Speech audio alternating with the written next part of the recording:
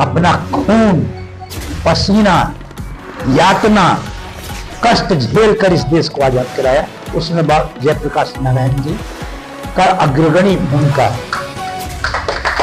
महात्मा गांधी ने जयप्रकाश बाबू के बारे में कहा था कि जो जयप्रकाश नहीं जानते वो इस देश में कोई नहीं जानता है। इस बात से इनके महत्व का पता लगता है कि कितने महान।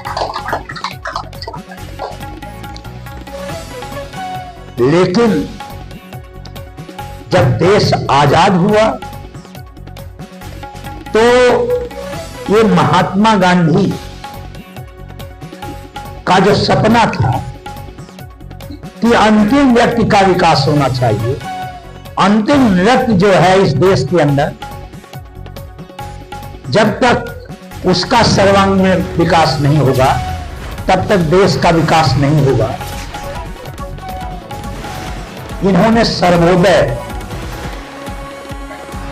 विनोबा भावे जी के साथ काम किया, लेकिन जो विनोबा भावे जी का भूदान आंदोलन था उसमें भूमि लोगों को दी गई और उन्होंने मेहनत करके जब उस जमीन को उपजाऊ बनाया तो वही वर्चस्ववादी ताकतें, वही सामंतवादी शक्तियां, उन्होंने उस जमीन को उनसे वापस ले लिया। तो ये विनोबा भावे के भी आंदोलन से बहुत खिन्न हुए और वहां से छोड़ करके फिर आए। तब 1974 में तब तक गुजरात के अंदर छात्रों का आंदोलन फीस कम करने के लिए चल रहा था और छात्र उनसे संपर्क किए।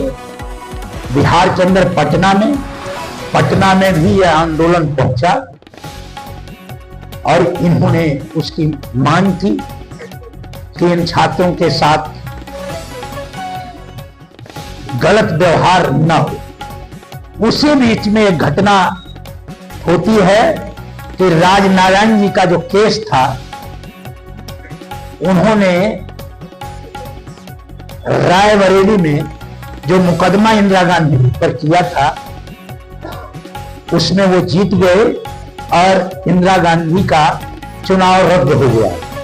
जब वो रद्द हो गया तो यहां उनके जो सलाहकार थे गलत सलाह दिया और इस देश के अंदर 25 जून 1975 को आपातकाल लागू हो गया और ये सारे नेता जेल में चले गए। लेकिन उसके पहले जयप्रकाश बाबू ने लोकतंत्र को बचाने के लिए, जब उनकी उम्र वृद्धावस्था में थी, तब बहुत बड़ा काम किया और पूरे देश में नौजवानों को संगठित करके आंदोलित किया और लोगों को में ताकत पैदा की। इमरजेंसी हटी और यह लोकतांत्रिक तरीके से जनता पार्टी बनी और वो जीते, जनता पार्टी की सरकार बन गई। लेकिन जयप्रकाश बाबू का सपना साकार नहीं हुआ जैसा वो चाहते थे। वह चाहते थे कि इस देश के अंदर सर्वोदय, सबका उदय हो, सबका विकास हो। वह काम जनता पार्टी नहीं कर पा रही थी और ये लगातार प्रयास कर रहे थे। तो इन्होंने संपूर्ण क्रांति का नारा दिया। संपूर्ण क्रांति क्या है?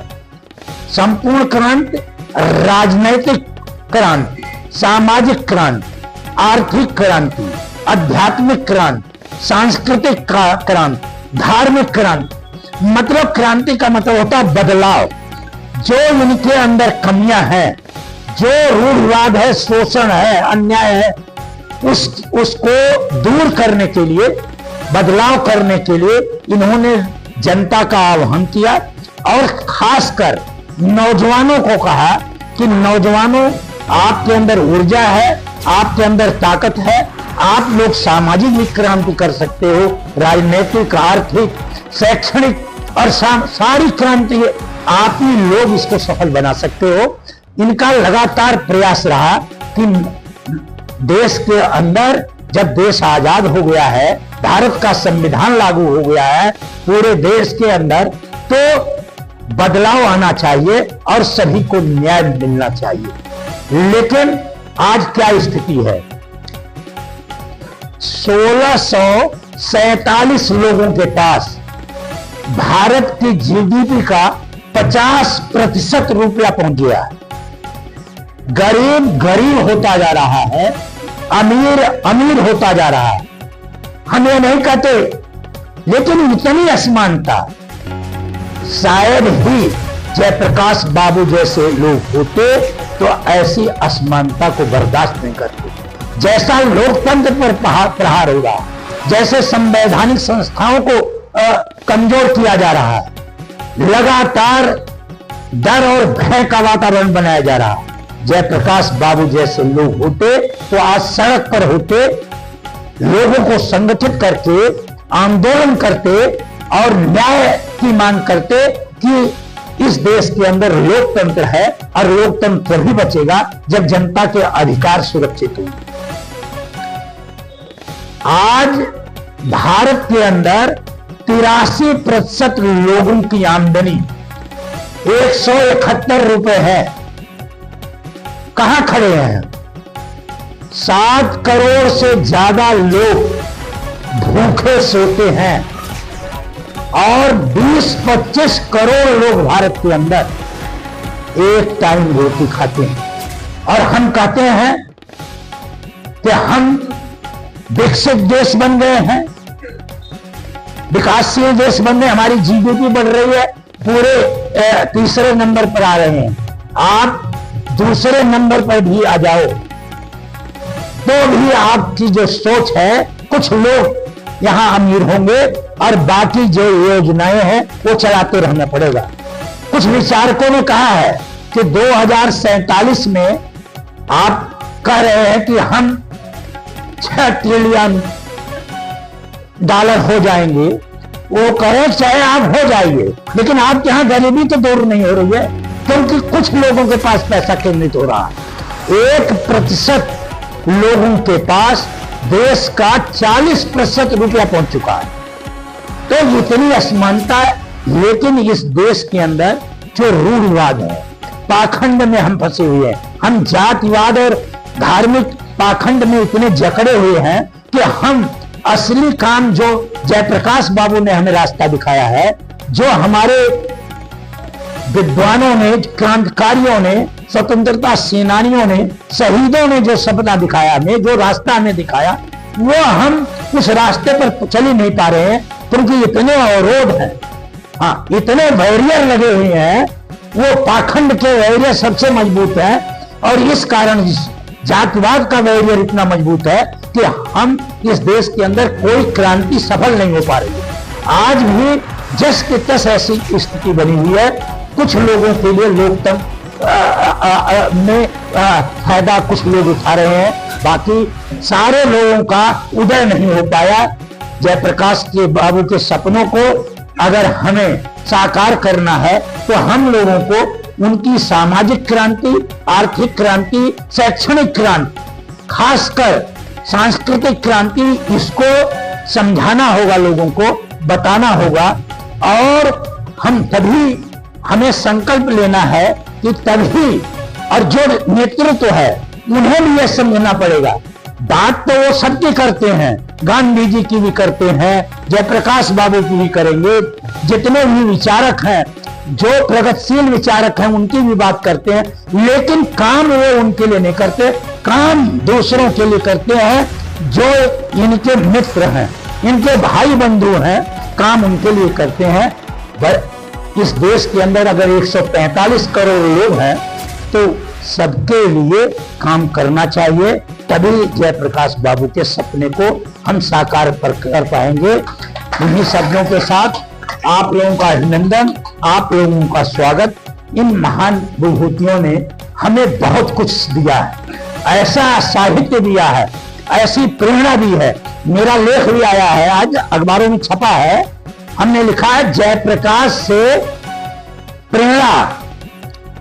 प्रेरणादायक, जयप्रकाश जी के विचार प्रेरणादायक, जयप्रकाश से लोकनायक तक सफर, लोकनायक तक सफर उनका इतना बड़ा काम है। जनता ने तो उन्हें सम्मान दिया, लेकिन जो सत्ता चलाने वाले लोग थे उस रास्ते से भटक गए हैं। हम उनसे आशा करते हैं कि उन्हें सद्बुद्धि आए और वो जयप्रकाश बाबू के रास्ते पर जो सर्वोदय का रास्ता है। और मैं आप लोगों को बता देता हूं कि पंडित दीनदयाल उपाध्याय जो इन्हीं के सोच थे। लोकनायक जयप्रकाश अमर रहे, लोकनायक जयप्रकाश अमर रहे, लोकनायक जयप्रकाश अमर रहे, संपूर्ण क्रांति के प्रणेता अमर रहे, संपूर्ण क्रांति अमर रहे, संपूर्ण क्रांति अमर रहे। जननायक जेपी, जननायक जयप्रकाश नारायण, जननायक जयप्रकाश नारायण। हो रही थी, जो घोषित इमरजेंसी थी, आवाज उठाने काम किया और जनता का आह्वान किया। उससे पहले आप जो है स्वतंत्रता के लिए दियो, मुँह छुपा के दियो और न सर झुका के दियो, न मुँह छुपा के दियो और न। पिताजी मेरे साथ चलो आओ, उसकी वजह से मैं यहाँ पे आया। ऑफिस देखते ही गार्ड बैठा हुआ था, मेरा सीना फुला रही है, तो अपना ऑफिस हम सीधे अंदर आ गए।